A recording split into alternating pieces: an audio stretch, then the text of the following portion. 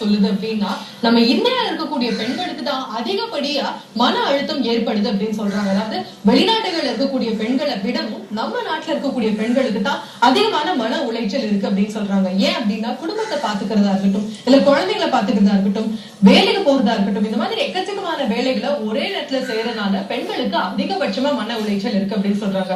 ஐயோ இந்த மாதிரி சொல்றீங்களே, ரொம்ப பயமா இருக்கு அப்படின்லாம் பதட்டப்படாதீங்க. ஏன்னா நம்ம நிகழ்ச்சி அதுக்காக தான் இருக்கு. இந்த நிகழ்ச்சியில நீங்க வித்தியாசமான பகுதிகள் வார வாரம் தினம் தினம் பார்த்துட்டு இருக்கீங்க. அந்த பகுதிகள்ல எல்லாமே உங்களுக்கு சொல்லி தரது என்ன அப்படின்னா, நம்ம எப்படி திறமைசாலியா இந்த உலகத்துல இருக்கிறது, குடும்பத்தை எப்படி நம்ம பாதுகாக்கிறது. ஒரு சின்ன பிரச்சனை எனக்கும் என் கணவருக்கும் வந்துருச்சு ராஜி, என்ன பண்ணலாம் அப்படின்னா, கண்டிப்பா நம்ம நிகழ்ச்சியை பாத்தீங்க அப்படின்னா அதுக்கு ஒரு விடை கிடைக்கும். இந்த மாதிரி எத்தனையோ சுவாரஸ்யமான பகுதிகள் இருக்கு. இந்த வாரம் என்னென்ன பகுதிகள் இருக்கு அப்படின்றதெல்லாம் பார்க்கணும் அப்படின்னா, வாங்க நம்ம பெண்ணே உனக்காக நிகழ்ச்சிக்குள்ள போகலாம்.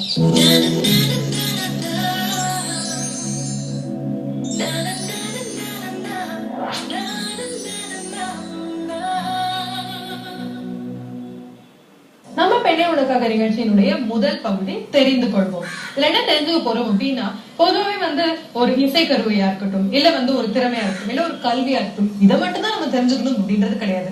அன்றாட வாழ்க்கையில ஒரு சின்ன சின்ன வேலையை கூட நம்மளோட கணவனையோ, நம்மளோட குழந்தையோ, இல்ல நம்மளோட அக்கம் பக்கத்துல இல்ல ஒரு தம்பியோ அண்ணனையோ நம்ம எதிர்பார்த்துட்டு இருப்போம். இந்த மாதிரி எதிர்பார்க்காம சின்ன சின்ன வேலைகளை கூட நம்ம எப்படி தெரிஞ்சுக்கிறது அப்படின்ற பகுதி தான் இந்த பகுதி. இதுல நமக்காக புதுமையான ஒரு விஷயத்த சொல்லி தரதுக்காக உஷா ஈஸ்வரன் காத்துட்டு இருக்காங்க. வாங்க தெரிஞ்சுக்கலாம்.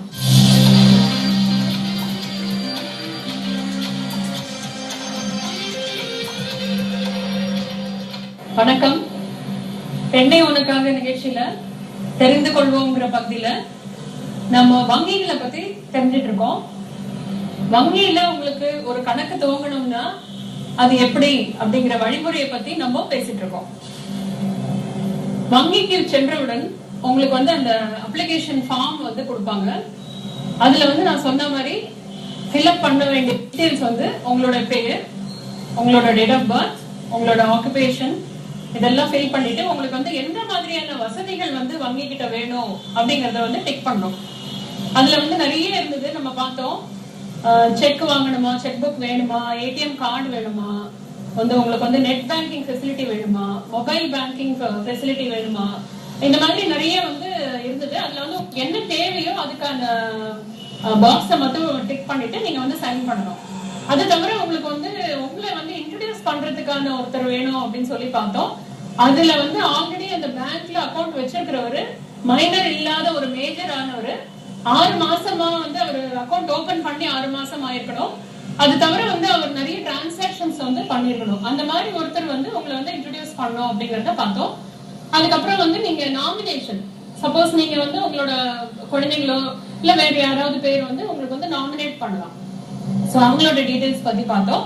இது எப்படின்னா, நீங்க என்ன வரவு செலவு கணக்கு, நீங்க பேங்க்ல பணம் போடும் போதோ இல்ல பணம் எடுக்கும் போதோ அதோட கணக்கு மெயின்டைன் பண்ற மாதிரி ஒரு கணக்கு புத்தகம் தருவாங்க. சில வங்கிகள்ல தனியார் வங்கிகள்ல பாத்தீங்கன்னா இப்ப மந்த்லி உங்களோட டிரான்சாக்சன்ஸ் டீடைல்ஸ் இமெயில் பண்ணுவாங்க. நீங்க எப்படி கேக்குறீங்களோ அதுக்கு தகுந்த மாதிரி. அரசு வங்கிகள்ல பாத்தீங்கன்னா உங்களுக்கு பாஸ்புக் கொடுப்பாங்க. சோ இதை யூஸ் பண்ணலாம். அதே இப்ப நீங்க அக்கௌண்ட் ஓபன் பண்ணும்போது எவ்வளவு பணம் கட்டணும், எவ்வளவு உங்களோட வங்கியில உங்க கணக்குல இருக்கணும் அப்படின்னு பாத்தீங்கன்னா, வெறும் அக்கௌண்ட் ஓபன் பண்றதுக்கு 500 ரூபாய் இருந்தா போறோம். அதுவே உங்களுக்கு ஒரு செக் புக் வேணும், காசோலை புக் வேணும் அப்படின்னீங்கன்னா அதுக்கு இன்னொரு 500 ரூபாய். அதாவது மொத்தமா ஒரு 1000 ரூபாய் உங்களோட அக்கௌண்ட்ல இருந்ததுன்னா அதை நம்ம செக் புக்கும் அவைல் பண்ற ஃபெசிலிட்டி உங்களுக்கு கிடைக்கும். உங்களுக்கு இந்த ஏடிஎம் கார்டும் செக் புக்கும் ஒரு 2 வாரத்துல நீங்க அக்கௌண்ட் ஓபன் பண்ணின 2 வாரத்துல உங்களுக்கு சேரும். இப்போ ஏடிஎம் கார்டு கொடுத்தாங்கன்னா அதுல ஒரு பாஸ்வேர்ட் ஒண்ணு கொடுப்பாங்க. இந்த 1 வார காலத்துக்குள்ள உங்களுக்கு கிடைச்ச 1 வார காலத்துக்குள்ள நீங்க போய் அதை ஆக்டிவேட் பண்ணி அதோட பாஸ்வேர்டை சேஞ்ச் பண்ணிக்கிறது உங்களுக்கு சேஃப்டி. அதே மாதிரி இப்போ செக் புக்கும் உங்களுக்கு வழங்குவாங்க. சோ அது ரெண்டையும் நீங்க யூஸ் பண்ணிக்கலாம். இப்ப இந்த ஏடிஎம் கார்டுல நான் சொன்ன மாதிரி அதை டெபிட் கார்டாவும் யூஸ் பண்ணிக்கலாம். நீங்க ஏதாவது கடைகளுக்கு போகும்போது ஏதாவது வாங்கும் போது அதை டெபிட் கார்டா யூஸ் பண்ணிக்கலாம். சோ இதெல்லாம் ஒரு கணக்கு ஆரம்பிக்கிறதுக்கான வழிமுறைகளை பார்த்தோம். இப்ப உங்க கணக்குல அக்கௌண்ட்ல பணம் போடணும் இல்ல பணம் எடுக்கணும் அப்படின்னு சொன்னா அது எப்படி, எந்த ஃபார்ம் எப்படி இருக்கும், எப்படி ஃபில்அப் பண்ணும் அப்படிங்கறத பத்தி பார்ப்போம். சோ இப்ப உங்க கணக்குல பணம் போடுறீங்க. இது பல வகையான முறைகள்ல பணம் போட வேண்டியிருக்கும். சப்போஸ் இது ஒரு சேவிங்ஸ் வங்கி, அதாவது சேவிங்ஸ்க்காக நீங்க போடுறீங்களா இல்ல கரண்ட் அக்கௌண்ட்ல போடுறீங்களா இல்லன்னா வந்து ரெக்கரிங் டெபாசிட்டா போடுறீங்களா, இல்ல பிக்ஸட் டெபாசிட்டா போடுறீங்களா, இல்லன்னா வந்து லோன் வாங்கிட்டு அதை வந்து அடைக்கிறதுக்கான பணத்தை நீங்க கட்டுறீங்களா. சோ இந்த மாதிரி கோர் பேங்க் டிரான்ஸ்ஃபர் இந்த மாதிரி ஸ்கீம்ஸ் எல்லாம் இருக்கும். அதுல வந்து நீங்க அந்த ஃபார்ம்ல கரெக்டா உங்களுக்கு எதுக்காக அந்த பணத்தை நீங்க வந்து டெபாசிட் பண்றீங்க அப்படின்னு சொல்லிட்டு அதுல டிக் பண்ண வேண்டியிருக்கும். அதுல வந்து நீங்க பேங்கோட பிரான்ச் நேம், அதோட கோடு, அதுக்கப்புறம் வந்து டேட். எப்பவுமே இந்த பேங்க் சலான் ஃபில் பண்ணும்போது டேட் வந்து ரொம்ப ரொம்ப அவசியம். அதுக்கப்புறம் உங்களோட அக்கௌண்ட் நம்பரை வந்து கரெக்டா நீங்க எழுதணும், உங்களோட பெயர். அதுக்கப்புறம் வந்து சப்போஸ் இது வந்து கோர் பிரான்ச் சர்வீஸா இருந்தது அப்படின்னா ஒரே பேங்க்ல டிஃப்ரெண்ட் பிரான்ச்சஸ்ல வந்து அக்கௌண்ட் வந்து நீங்க டிரான்ஸ்ஃபர் பண்றீங்க, வேற ஒரு இடத்துல இருக்கிற அக்கௌண்ட்டுக்கு நீங்க மணி போடுறீங்க அப்படின்னா அது எந்த இடத்துல போடுறீங்க, அந்த அக்கௌண்ட் எங்க மெயின்டைன் ஆயிருக்கோ அந்த பிரான்ச் டீடைல்ஸ் கொடுக்க வேண்டியிருக்கும், அதோட கோட் நம்பரையும் கொடுக்க வேண்டியிருக்கும்.